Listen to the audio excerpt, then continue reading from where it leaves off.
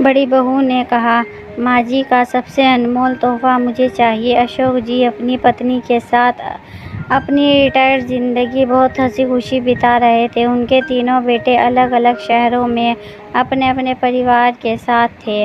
उन्होंने नियम बना रखे थे कि दीपावली पर तीनों बेटे अपने परिवारों के साथ उनके पास आते थे। वह एक सप्ताह कैसे मस्ती में बीत जाता था, कुछ पता ही नहीं चलता था।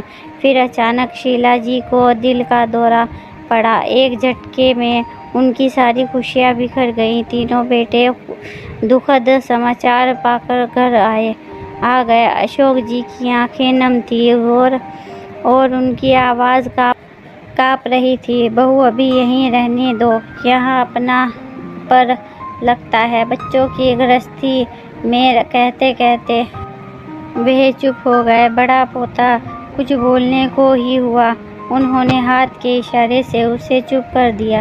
बच्चों, अब तुम्हारी माँ हम सबको छोड़कर जा चुकी है। इसकी कुछ चीज़ें हैं, वह तुम लोग आपस में बांट लो। हमसे अब उसके साथ संभल नहीं हो पाएगा।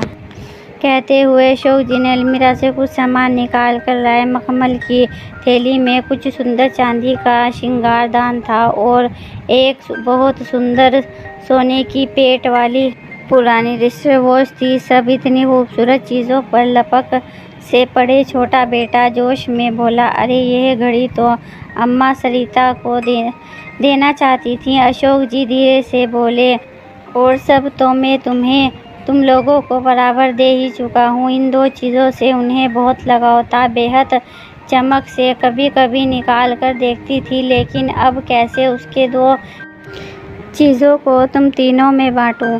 सब एक दूसरे का मुंह देखने लगे। समस्या तो बनी रही, बहू को क्या देना। उसके मन में भाव शायद उसने पढ़ लिया था।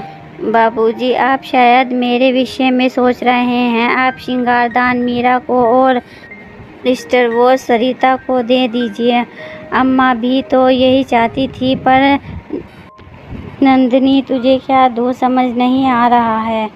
तभी नंदिनी ने कहा, आपके पास एक और अनमोल चीज़ है और वह तो आप हैं। सब हैरान हो गए। सबकी हैरानी और परेशानी को भांपकर बड़ी बहू मुस्कुराकर बोली, वह आपसे अनमोल तोहफा तो आप सबवे खुद। बाबूजी, पिछली बार अम्मा जी ने मुझे कहा था मेरे बाद बाबूजी को तुम संभालना। बस अब आप इनकी इच्छा का पालन करें और हमारे साथ चलें। यह सुनकर दोनों बहुओं की नज़रें शर्म से झुक गईं, क्योंकि वे दोनों तो कुछ और ही सोच रही थी।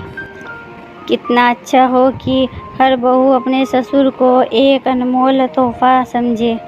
दोस्तों, कहानी पसंद आई हो तो एक लाइक और अपने दोस्तों से शेयर करना मत भूलना। रोज़ाना ऐसी ही कहानी के लिए सब्सक्राइब करें।